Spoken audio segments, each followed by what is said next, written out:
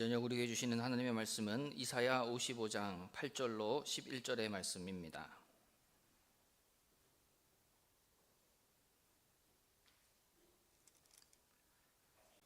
이사야 55장 8절로 11절의 말씀은 제가 가진 성경 구약 1036면에 기록되어 있습니다.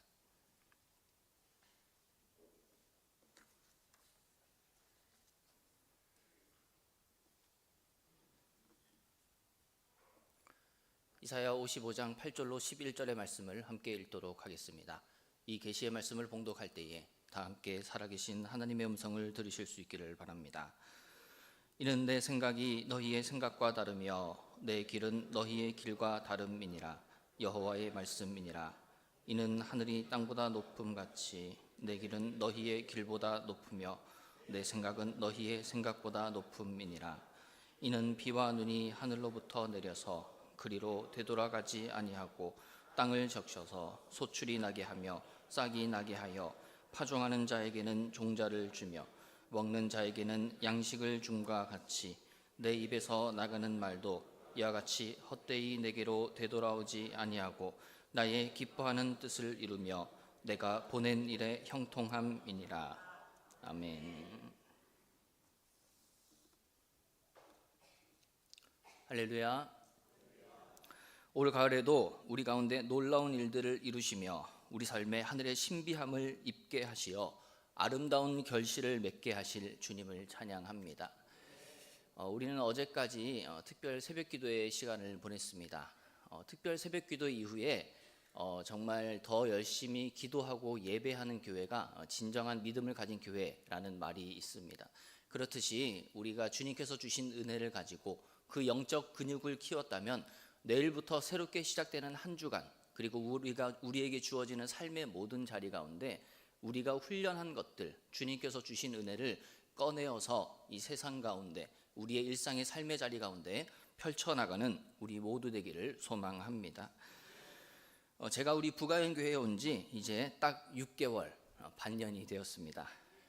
그동안 한결같이 사랑해 주시고 격려해 주시고 이해해 주시고 이뻐해 주시고 아껴주시고 지지해주시고 응원해주시고 기대해주시고 기다려주시고 가르쳐주시고 기회를 주시고 기뻐해주시고 기억해주시고 함께해주시고 헌신해주시고 염려해주시고 신경 써주시고 배려해주시고 웃어주시고 보살펴주시고 박수주시고 토닥여주시고 밀어주시고 아직 안 끝났습니다. 네, 자, 박수 치신 부분부터 다시 하겠습니다. 웃어주시고 보살펴주시고 박수주시고 토닥여주시고 밀어주시고 땡겨주시고 먹여주시고 입혀주시고 성원해주시고 채워주신 모든 성도님들과 교회에, 그리고 무엇보다 하나님께 진심으로 감사의 말씀 드립니다. 이제는 박수 치셔도 됩니다. 하나님께 모든 영광 올려드립니다. 여러분은 지금까지 살아오시면서 원하는 일들이 다 잘 이루어졌다 생각하시는지요? 우리 모두는 내가 원하고 바라는 것이 내 뜻대로 잘 되기를 원합니다. 그리고 목표하는 일들이 나의 계획대로 순조롭게 아무 어려움 없이 이루어지기를 바라지요. 이러한 삶을 우리는 형통이라 표현합니다. 이 형통이라고 하는 것을 현실적인 용어로 좀 더 쉽게 풀어보자면, 첫째로는 잘 풀리는 것입니다. 어려운 문제가 해결됨을 뜻하지요. 둘째로는 잘 되는 것으로 성공하는 인생을 말합니다. 셋째로는 잘 사는 것인데 부요한 삶을 의미하지요. 나의 일들이 잘 풀리고 내 가족이 손대는 것마다 잘 되어서 그로 인해 남부럽지 않게 먹고 싶은 것 먹고 갖고 싶은 것 가지며 잘 사는 삶을 마다할 사람은 없을 것입니다. 그래서 우리는 어떻게 해서든 나의 이런 형통함을 보여주고 싶어 합니다. 나 오늘 여기 가서 뭐 먹었다? 우리 신랑이 이런 옷 사줘서 입고 친구들하고 전시회 다녀왔다? 새로 나온 휴대폰 줄 서서 제일 먼저 샀다? 요즘 유행한다는 그 호텔에 가서 며칠 쉬다 왔다. 이런 나의 일거수일투족을 소위 형통함이라는 포장지로 싸서 인터넷을 통해 다른 사람들에게 자랑하는 것이 우리의 일상이 되어 버렸습니다. 자랑하는 사람, 그리고 다른 사람은 무엇을 먹고 어떤 걸 입고 어디를 다녀왔는지를 염탐하는 사람으로 가득한 삶이 어쩌면 우리가 요즘 말하고 있는 형통함은 아닐까요? 물론 뭐 먹고 어떤 거 입고 어디 다녀온 것이 잘못된 것이라 말하려고 하는 것이 아닙니다. 다만 우리의 형통함이 단순히 내가 이룬 것들, 세상이 말하는 성공과 가치관이 기준이 되어서는 안 된다는 것이지요. 만약 내가 그걸 먹지 못하면 어쩔 겁니까? 그 옷을 입지 못하면, 또 그곳을 가지 못하면, 그럼 나는 형통하지 못한 인생이라는 것인가요? 오늘을 살아가는 우리의 논리대로라면, 우리가 만약 그러한 것을 누리지 못하면 우리는 형통한 인생이 아닌 그저 별 볼 일 없는 세상 낙을 누리지 못하는 망해버린 삶이라 할 수 있을 것입니다. 이런 비참한 꼴을 어느 누가 자처해서 겪으려 하겠습니까?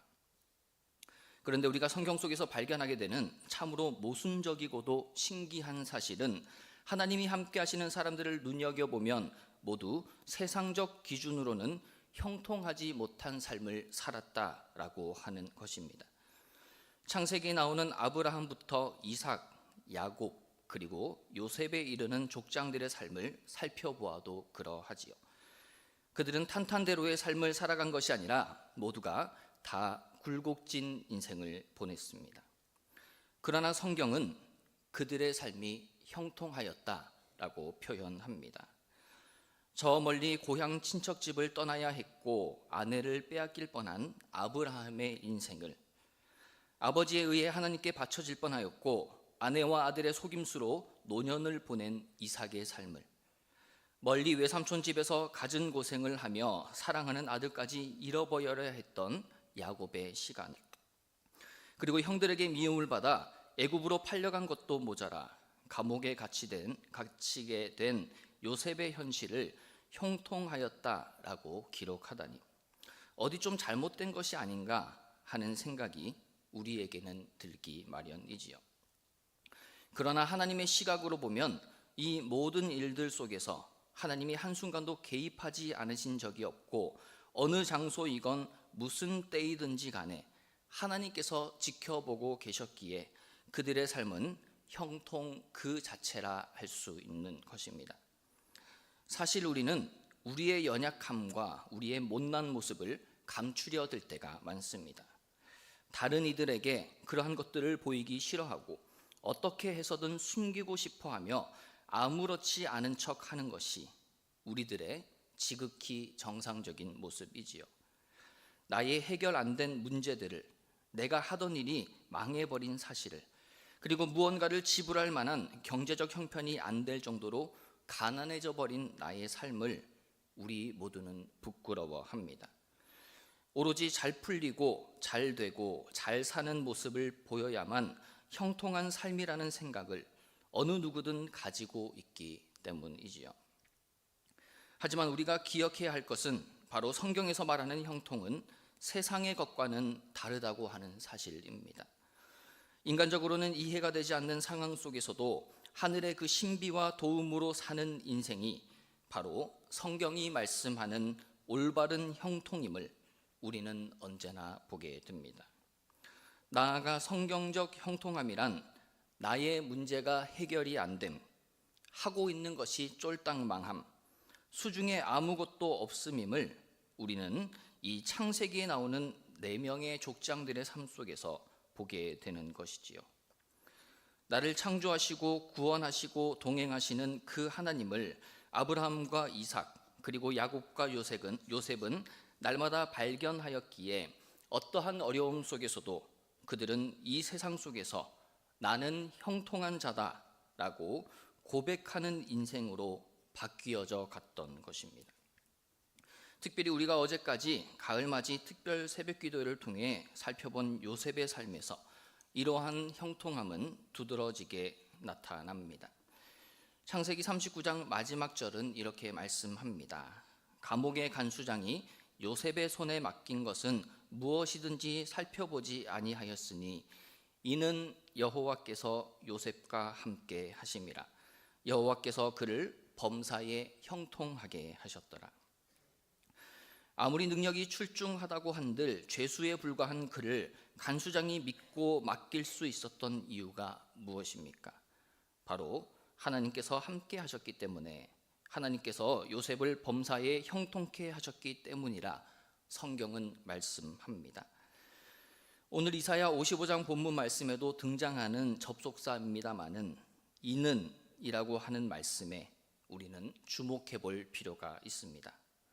이는 이라고 하는 표현은 곧 세상의 기준으로 봤을 때는 부족해 보이고 인간적인 생각으로 이해하려 할 때는 도저히 불가능한 일과 같지만 그것이 가능해지고 이루어질 수밖에 없는 이유에 대해 설명해 주는 표현입니다. 바로 우리 주님이 함께 하시기에 모든 불가능이 가능으로 변하고 이해할 수 없는 일들이 일어나게 됨을 뜻하는 것이지요. 이는 여호와께서 요셉과 함께 하심이라.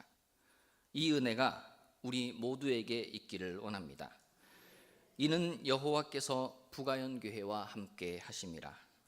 이는 여호와께서 누구누구와 나 자신의 이름과 함께 하심이라. 우리가 함께 읽은 이사야 55장의 본문에서도 이는 이라는 표현이 3번 등장합니다. 첫째로 8절 말씀에 보니 이는 내 생각이 너희의 생각과 다르며 내 길은 너희의 길과 다름이니라 라고 기록합니다. 그럼 8절 말씀 앞에, 바로 앞에는 도대체 어떠한 말씀이 등장하길래 이는 이라고 하는 반전의 이유를 보여주는 접속사로 시작하고 있을까요? 악인은 그의 길을 버리고 여호와께로 돌아오라. 불의한 자는 그의 생각을 버리고 여호와께로 돌아오라. 그리하면 그가 긍휼히 여기시고 너그럽게 용서하시리라. 하나님의 용서에 대한 말씀이 7절에 먼저 나오고 있고, 이 용서에 대한 이유를 오늘 본문에서는 이는 이라고 하는 접속사를 통해 우리에게 깨닫게 하시는 것입니다. 바로 우리에게 주어지는 최대의 형통함은 나 같은 사람도 용서하고 용납하신 그 주님의 사랑, 주님의 은혜에 있다라고 하는 것이지요. 그러면 우리는 이 지점에서 이와 같은 의문을 가지게 됩니다. 하나님이 이런 나를 용서하신다고? 나를 사랑하신다고? 라고 말이죠. 우리는 때론 생각하기를 나의 이런 마음과 생각은 하나님께 용서받지 못할 거야. 예배드리기보다 내 삶에 바쁘고 쫓기어 사는 나를 과연 하나님이 사랑하실까? 내가 어떻게 하여야 아버지 하나님을 기쁘시게 할 수 있을까? 라며 전전긍긍할 때가 있습니다. 그러나 오늘의 8절의 말씀과 같이 우리의 생각과 우리의 길과는 다른 하나님께서는 우리를 위해 놀라운 길을 예비해 두셨습니다. 사랑하는 아들아, 사랑하는 딸아, 내가 너를 용서하고 용납하는 그 사랑이 이와 같단다. 이래서 내가 너를 받아들였단다 라고 하는 그 음성을 우리는 여호와의 말씀이니라 라는 짧은 문장 속에서 발견하게 됩니다. 나아가 우리와 다른 그 주님의 생각과 길에 대해 9절에서는 이렇게 소개합니다. 이는 하늘이 땅보다 높음같이 내 길은 너희 길보다 높으며 내 생각은 너희의 생각보다 높음이니라. 우리는 차마 상상할 수도 없고 절대로 닿을 수 없는 고차원적인 생각과 길을 주님은 가지고 계시고 그곳으로 우리를 이끄신다라고 하는 것이지요. 이것이 바로 우리에게 주어지는 형통함입니다. 이 형통함으로 우리를 초대하시는 하나님께서 우리를 위해 예비해 두신 우리의 생각과 다르며 우리의 길보다 높은 그것은 바로 예수의 길입니다. 길이요 진리요 생명 되신 예수 그리스도로 인하여 우리의 모든 죄악이 해결함 받고 우리가 탄탄대로를 달리듯 곧장 주님께로 나아갈 수 있게 되는 것이지요. 할렐루야. 우리의 형통함을 위해 당신의 하나뿐인 아들까지도 아끼지 아니하신 그 사랑이 우리에게 확증되었고, 그렇게까지 하실 수밖에 없는 이유가 바로 우리와 다른 그분의 생각 안에 거하게 하시고자 또 우리보다 높으신 그분의 길에 걷도록 하심이라는 사실이 우리에게는 큰 은혜로 다가옵니다. 오늘의 말씀에서는 이 예수님으로 인한 형통이 단순히 우리의 생각과 다르고 우리의 길보다 높은 것에 그치지 않고 우리 삶 가운데 실현되고 이루어진다라고 말씀합니다. 10절에서는 마지막으로 이는이라는 표현을 통해 우리를 향한 주님의 사랑이 어떠한 모습으로 우리 가운데 내려지는지를 말씀합니다. 이는 비와 눈이 하늘로부터 내려서 그리로 되돌아가지 아니하고 땅을 적셔서 소출이 나게 하며 싹이 나게 하여 파종하는 자에게 종자를 주며 먹는 자에게는 양식을 줌과 같이 라는 그 자연의 원리가 바로 하나님의 일하심과 같음을 보여주고 있는 것이지요. 11절에서는 이에 대한 부연 설명으로 하나님의 입에서 나오는 말씀 어느 하나도 다시 하나님께 헛되이 되돌아가지 않고 하나님의 기뻐하시는 뜻을 이루신다라고 말씀합니다. 또한 하나님께서 보내신 그 일에 형통함을 주신다라고 반복해서 말씀하고 있습니다. 세상 사람들은 나의 문제가 해결되고 내가 하는 일이 성공하며 많은 것을 누리고 가졌을 때를 형통하다 말하지만 우리 믿는 사람들에게는 오히려 나에게 문제가 있을 그때에 또 내가 하는 일이 다 망해버린 그 순간에 그리고 나의 모든 소유가 다 떨어져 버린 그 시간이 바로 우리 주님의 형통함이 시작되는 기회가 됨을 기억하는 우리 되기를 원합니다. 그러한 영적 형통함 가운데 있는 자들을 향해 우리 주님은 이렇게 주님의 언약으로 초청하고 계십니다. 오호라 너희 목마른 자들아 물로 나아오라. 돈 없는 자도 오라. 너희는 와서 사 먹되 돈 없이 값 없이 와서 포도주와 젖을 사라.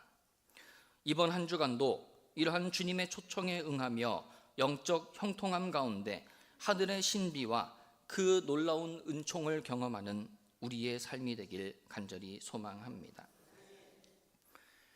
사랑하는 부가영교회 형제 자매 여러분, 혹시 오늘 설교의 제목을 보고 어떠한 형통함을 갖고자 찾아오셨다면 잘못 찾아오신 것입니다. 하지만 세상적인 기준의 형통함, 우리가 원하는 형통함이 아닌 하나님이 우리에게 주시고자 하는 그 영적 형통함을 얻고자 하신다면 이 자리에 잘 오셨다라고 생각이 됩니다.